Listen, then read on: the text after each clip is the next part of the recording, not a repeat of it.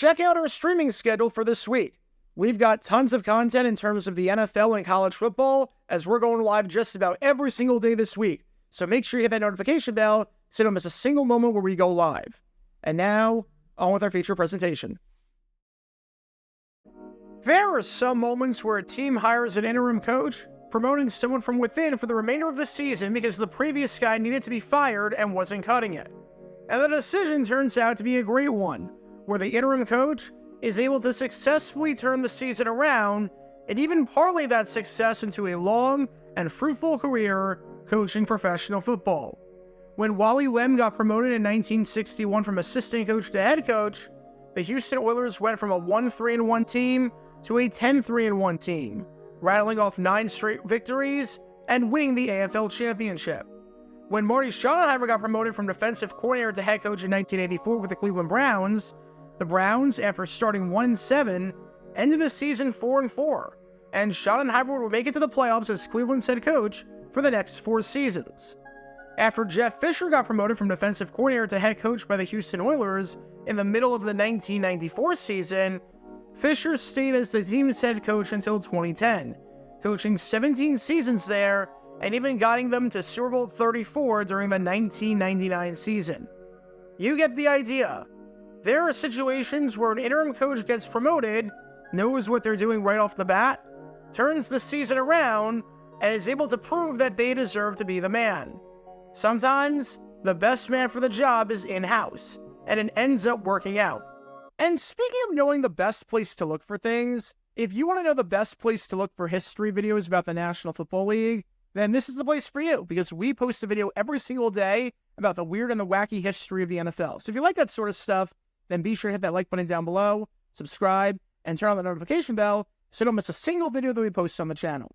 Thanks in advance for your support as we try and hit 70,000 subscribers. However, there are some interim coaches that truly, honest to God, have no idea what the heck they're doing and are woefully unqualified to be in charge of an empty room, let alone an entire football team. And the main man in our story today, the man you've been watching this whole time, oh man, does he fit the bill. Because this man right here that you've been watching is J.D. Roberts. And after taking over for the New Orleans Saints midway through the 1970 season, Roberts proved himself to be one of the worst head coaches that the sport had ever seen. And if you need any example in particular of his incompetence and just how unfit he was to lead a team, then let's talk about the very first time that the Saints ever took on the Denver Broncos, and what Roberts decided to say to the press. Because he admitted something and did something that no other coach does, and for pretty good reason. And shocker, it didn't work out. It had no chance at ever working out. Because this is the story behind one of the dumbest interim coaches in the history of the NFL, and one of the worst coaches in the near 60-year history of the New Orleans Saints franchise. Before I talk about the actual incident in question, and just how much of an idiot the head coach of the Saints truly was, we need some context to understand the importance of this game right here, and the stakes involved for both of these teams. It's November 22nd, 1970. It's Week 10 of the NFL season. And as we're starting to wrap up the season and head into Thanksgiving, we've got an interconference battle on our hands, and the very first game on our hands at that, between the Denver Broncos and the New Orleans Saints. For the visiting team coming down to Tulane Stadium, the Broncos desperately needed this win. After starting the season off strong with a 4-1 record, Denver entered this one as losers of 4 straight games, entering below 500 for the first time all season at 4-5. Still, their playoff hopes were alive, as the Broncos were just 1 game back of the Miami Dolphins at 5-4 for the sole wildcard spot in the conference. And the good news for the Broncos was that if there was ever a game to get right and get some momentum, it was against none other than the New Orleans Saints, who were one of the worst teams in football. They were so bad that midway through the season, they replaced head coach Tom Fears, the only coach that the team ever had at that point, with J.D. Roberts, who was with the Saints organization as the head coach of the Richmond Roadrunners, their minor league affiliate team. The Saints truly were abysmal, as they entered this game right here against the Broncos with nothing to play for, sitting ugly with a 2-6-1 record and having won just one of their previous 6 games, with that win being the game against the Detroit Lions, where Tom Dempsey hit his iconic 63-yard field goal. The Saints had the worst offense in the NFC, having scored just 114 points through 9 games, or barely over 12 points per game, and they had the worst point differential in the NFC at -80, with this being the second worst point differential in the entire NFL, only better than the inept Boston Patriots. Obviously, their opponent in this game, the Denver Broncos, was not a good team. They had lost 4 straight games and they were below 500.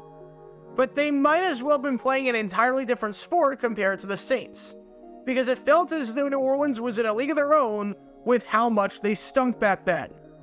However, the mantra of any given Sunday exists for a reason.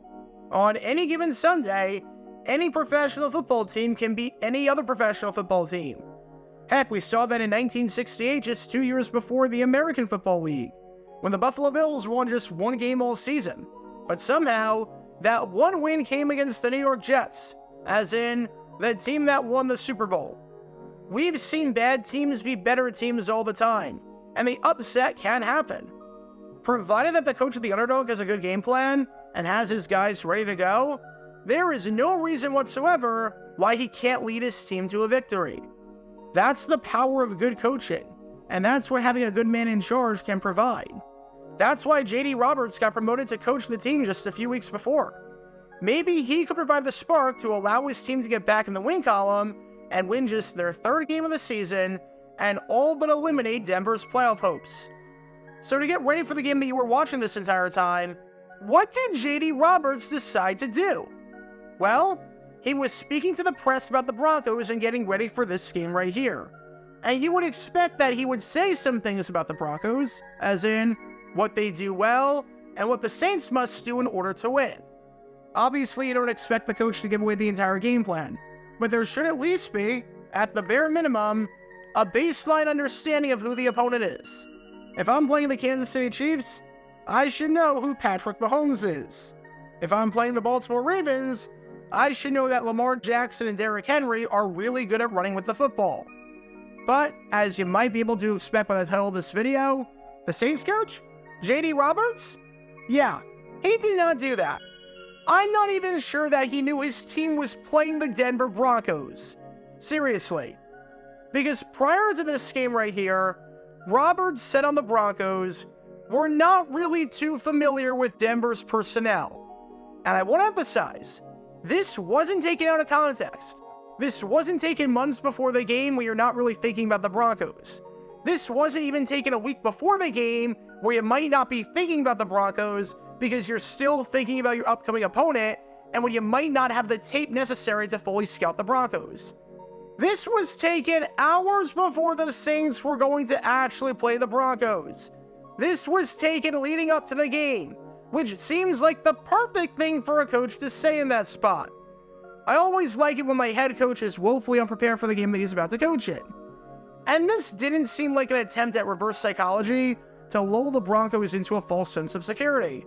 This genuinely seemed like J.D. Roberts, prior to playing the Broncos, had no idea how to play the Broncos. It's like a head chef at a steakhouse prior to opening night saying, I'm not really too familiar with steak. It's like a firefighter saying, I'm not really too familiar with how to operate a hose. Doesn't exactly instill confidence, does it? And it'd be one thing if Roberts said something like, this is the first time we're playing the Broncos, and things can be different on the field than they are on tape, but we know that they are a good team. It'd be one thing if Roberts said something like, prior to getting ready for this week's game, we weren't too familiar with Denver because they were in a different league and a different conference. But now, we know that they do X, Y, and Z really well. If that was what was said here, then obviously, it's a non-story and a complete nothing burger. But the head coach of the Saints, prior to a game against the Broncos, genuinely thought that it would be a good idea to come out and say, we don't know too much about the Broncos. This game was going to be a complete mystery to them. It wasn't to the Broncos. Head coach Lou Saban said nothing of the sort. But to the Saints, it was as though the Broncos were a mystery fighter. And I don't think it's going to come as a surprise to anyone when I say that based on the highlights you've been watching this whole time, that the Saints looked absolutely terrible. and this scheme for them was ugly with a capital U. Turns out, when you're a bad team, you're more likely to play bad football, and that's only compounded if you don't actually have a game plan for your game. When all was said and done, the Denver Broncos completely and utterly pummeled the Saints, winning the game 31-6, taking it by 25 points. Denver outgained New Orleans in total first downs 25-11, so the Broncos had roughly 5 first downs for every 2 that the Saints had. Whereas the Saints had 263 yards of offense, the Broncos had a whopping 452 yards, nearly doubling the Saints in that category. Denver forced 3 turnovers and got to quarterback Billy Kilmer 3 times on sacks, all while picking up 150 rushing yards and holding the Saints to just 49 yards on the ground on roughly 2.5 yards per carry. And the Saints had no answers whatsoever for Floyd Little, as in the best player on the team and the future Hall of Fame running back, as Little amassed 135 yards on 16 touches, which is pretty good if I do say so myself. It wasn't a shock that the Broncos won this game, especially seeing as they entered as the slight favorites. But it really wasn't a shock that the Broncos won this game, seeing as the coach on the other sideline was a complete and utter moron who didn't even know who the Broncos were. As for what happened after the game between these two teams behind me right here, neither the Saints nor the Broncos would end up making it to the playoffs, nor would they even win another game for the rest of the season. This really was a battle between two teams going in the same direction, which was to say, the complete wrong direction. As for the Saints, somehow, even despite these comments, and despite all the evidence showing that J.D. Roberts was not fit to be a head coach, the Saints brought Roberts back in 1971 and in 1972. It didn't really work out, as before being relieved of his duties after 1972, the Saints went a combined 7-25-3 with him in charge, winning just 20% of the time that he was the head coach. I don't know why the Saints brought him back. I don't know what reasoning they had, especially considering the fact that this guy seemed like a moron who didn't know how to game plan and didn't know what he was doing, but that was the Saints back in the 1970s for you. Completely and utterly incompetent. So as a word to the wise, if you're playing a team, it's very important that you actually know the team that you're playing. If you're head coach Dennis Allen and you're getting ready to play the Denver Broncos, you better know who the Denver Broncos are. If you're head coach Sean Payton and you're getting ready to play the New Orleans Saints, you better know who the New Orleans Saints are. Something like this should be common sense and really shouldn't need to be said, but apparently it does. Because the 1970s were a completely different time. And while the rest of the league was playing chess, the Saints seemed to be playing chutes and ladders while eating the playing pieces in the process. Because the Saints really were the Inks back then. As in, they ain't winning a game, and they ain't getting ready to play the game either. They ain't know who they're playing. Be sure to like and subscribe if you have not done so already, as it helps the channel out a lot. And check out my other channels, JG8 for the history of college football, JG7 for the history of baseball, and JG9 News, where we talk about all things happening in the NFL. Join me every Wednesday night at 8 p.m. Eastern, where we'll play live NFL trivia for cash prizes. And make sure to join me live, as we're on stream just about every single day. And thanks to all our Patreon members and our YouTube members for helping out the channel. See how you become a member and show your support financially in the description down below.